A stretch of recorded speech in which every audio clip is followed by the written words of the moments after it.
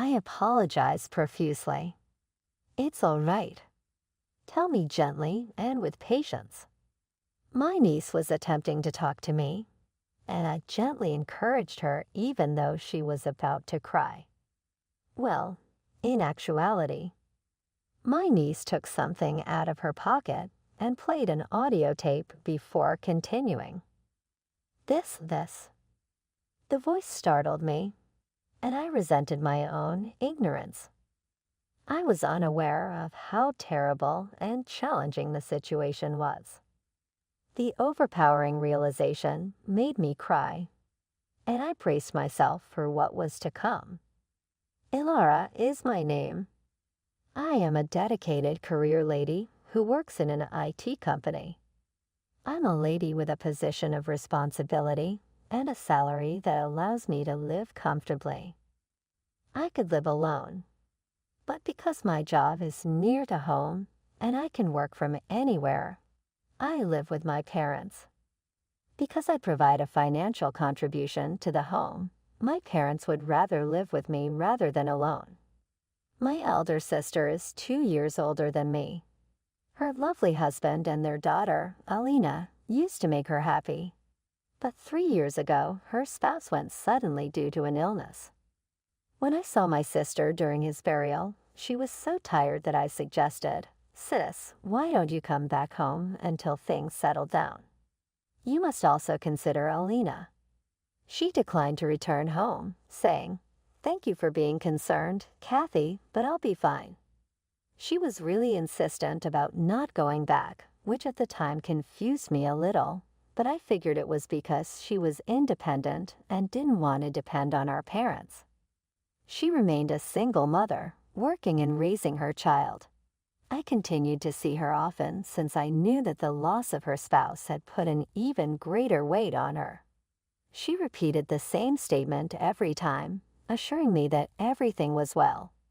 Even though we kept in touch, my sister passed away a year ago from illness. Alina was still in elementary school when we brought her into our house. Since moving in with us, Alina appeared to be really depressed. During her parents' lifetime, she seemed like a happy, active girl to me. She was very animated once. It must have been an unbearable blow to lose both parents so soon. I wanted her vitality back as quickly as possible. My parents would frequently attempt to speak with her, but she would not answer. I proposed we go out together on our days off, but she wasn't into it. I didn't press too hard since I didn't want to push her. After around 3 months, Alina began to cry and apologize to me when my parents weren't there. "I apologize, Ilara. What took place? Were you bothered by anything?" "No, that isn't the case. Anyway, I apologize." She had never sobbed before, so I was shocked. I was astonished to see her cry so quickly. She would not, however, explain why. Instead, she would just cry and apologize. However, she never cried while my parents were there, which piqued my interest. The unexpected increase in the number of travels my parents took a few years ago was another item that baffled me. They could travel on occasion, which was good, but I didn't see how they could support themselves financially on my payments and their pensions. Since I was providing for them, my father had only held the position of manager at a small business and not worked since retiring. My mother had never worked outside the home. She had spent her whole life as a homemaker. I nevertheless ended up handling the majority of the housework. "Dad and Mom, it's okay to travel occasionally, but please save some money. You don't have to inform us of that. We exercise fiscal restraint. We don't have much time left after all these years of hard effort on your behalf. Don't make remarks like that. Then let's have some fun. Please stop interfering with our business." I became frustrated when I attempted to politely propose that they cut costs, but they dismissed me and said they didn't have much time left. Alina always appeared to want to tell me something when they traveled to a vacation, but she never did. I chose to wait until she was ready to talk before pressing her. My father came up to me a few months later looking quite happy. Oh, Elara. Indeed, what's going on? Your mother and I will be traveling abroad for a week soon. How come? A travel abroad? How are you going to pay for it? Just now I advised you to save costs. We made a little money. Where from? Is it significant? Let's make some memories for when we are older. Your mother is correct. Allow us to enjoy this international trip adventure. It's okay, no problem. Despite my suspicions that they were hiding the source of their money, I chose not to investigate more since I believed it to be their money in the end. We're going to go immediately. Organize your affairs at home. I got it. Enjoy a secure journey.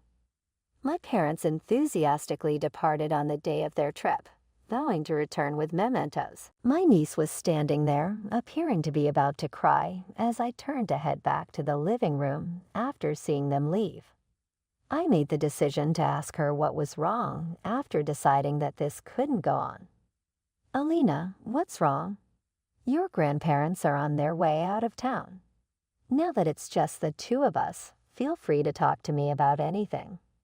I apologize. She started crying again and apologized when I asked politely. I didn't know what to do, so I kept encouraging her. Elara, to be honest, she reached into her pocket, pulled out her smartphone, and hit play. My parents' irate shouts dominated the recording that sounded.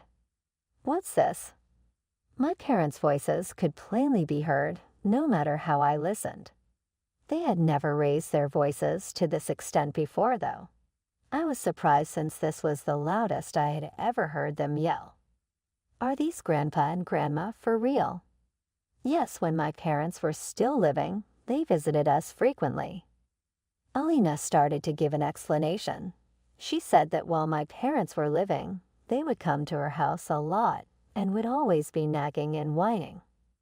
The objections centered on their dissatisfaction of my sister's marriage and their unreasonable demands for money, which they said was payment for removing their daughter. Hearing that my parents were such individuals astounded me. Alina went on to explain that they would frequently threaten her parents and demand money from them whenever they visited, pretending to be there to see their grandchild. I would retreat to my chamber. It's likely that your parents didn't want their actions to make you afraid. I believe that as well, but their constant yelling at my parents scared me. I observe that had to have been difficult. However, how did you record this? Alina said that she had captured her parents' voices on an old smartphone that she had happened to have with her at the time as a toy. I appreciated that she took this action. I posed another query that had been on my mind. Alina, how frequently were they at your home? I believe it was practically every week. It's unbelievable that they went to my sister's family so frequently without my awareness. Upon further reflection, my sister and her spouse had begun to appear more disheveled each time I saw them. My sister told me they were dieting together when I inquired if she was okay, and I took her statement at face value.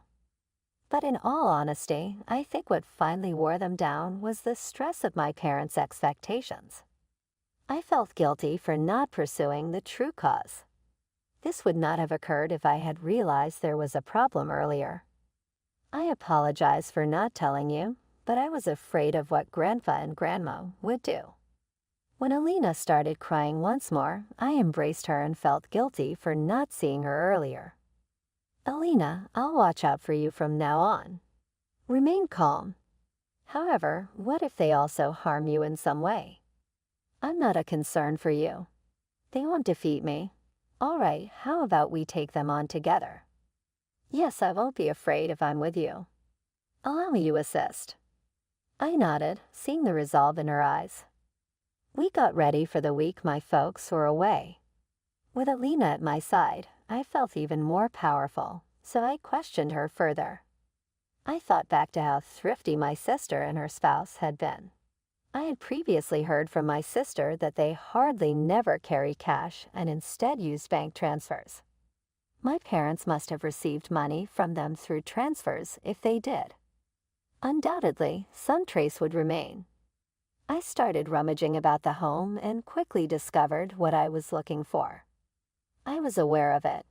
Despite their avarice, they were careless. It was too simple to locate this passbook. I looked through my parents' bank account and verified the sums deposited throughout the time my sister and her spouse were living. This much money is transmitted every month. I see why they had such a modest life. Trembling with rage, I gripped the passbook. In order to learn the whole story of my parents' interactions with my sister and her husband, I made the decision to bring the passbook to a private detective. A few days later, I received a call to work. This is the report on the investigation. I got the investigator's report and started to read. No way, please. The report stated that my brother-in-law had been taking out loans from banks in order to compensate my parents. He eventually got psychologically worn out and was sick, which ultimately caused his death. My rage became even more when I read the report.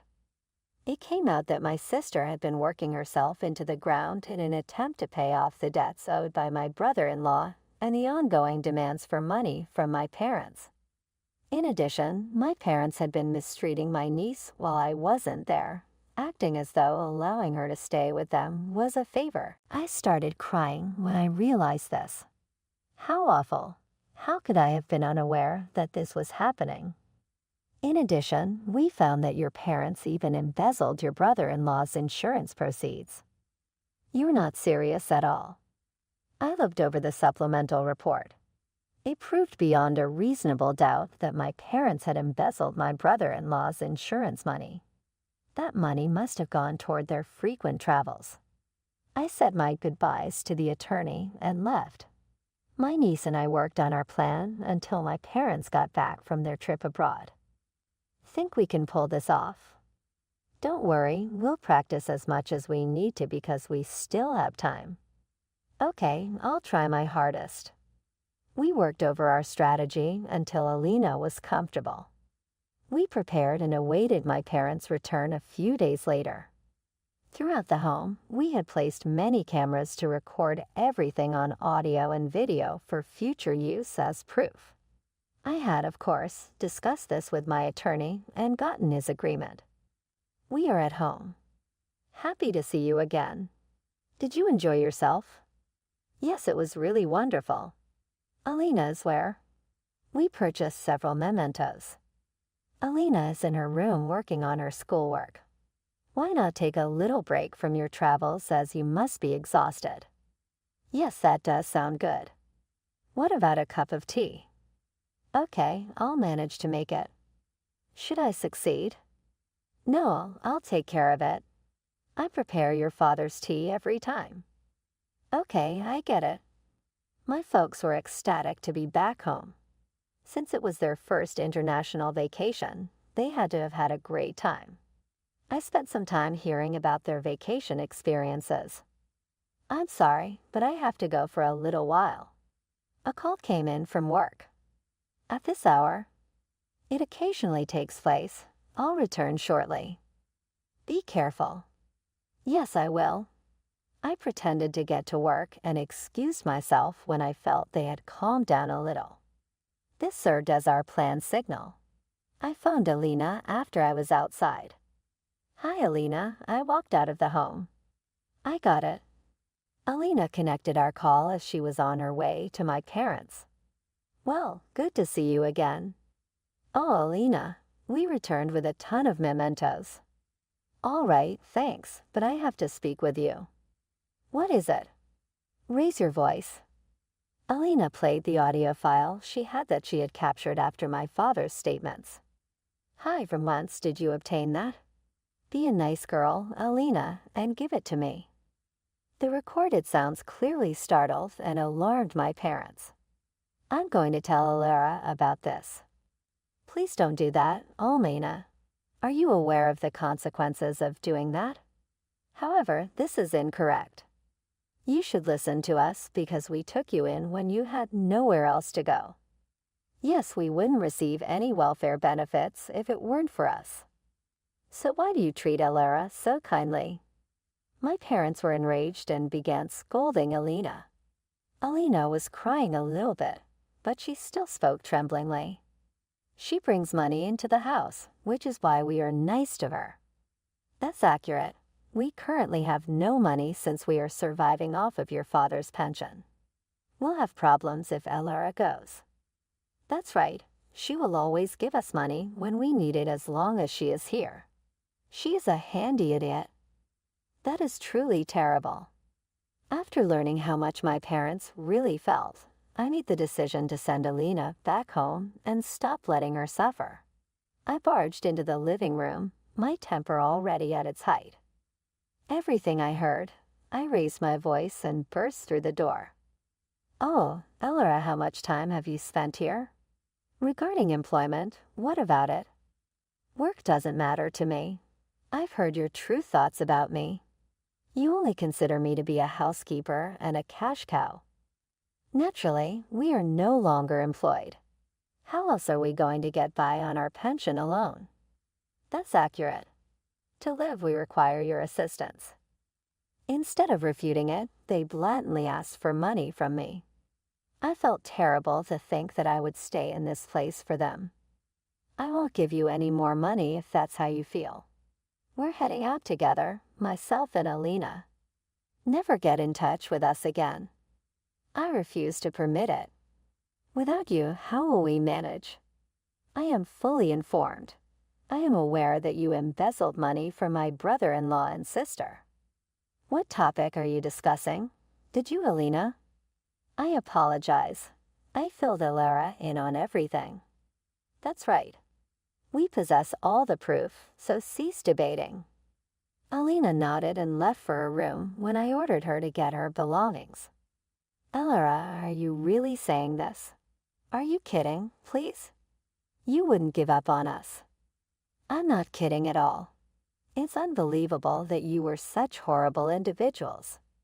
I held Alina's hand and we left the home when she came back with her stuff.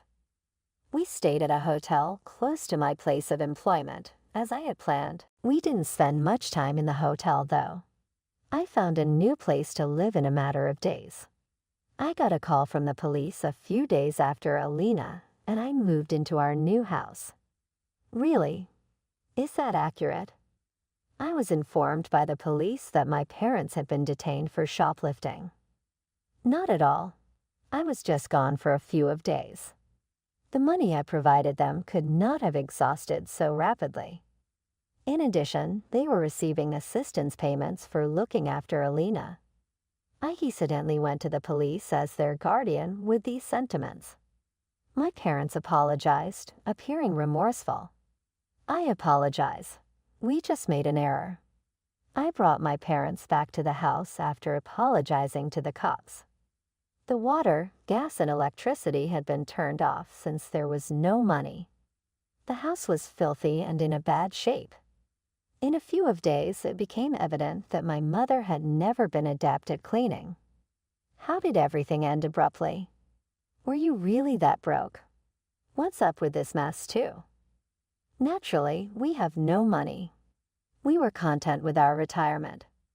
I am no longer able to perform housekeeping. I'm not the youthful person I once was.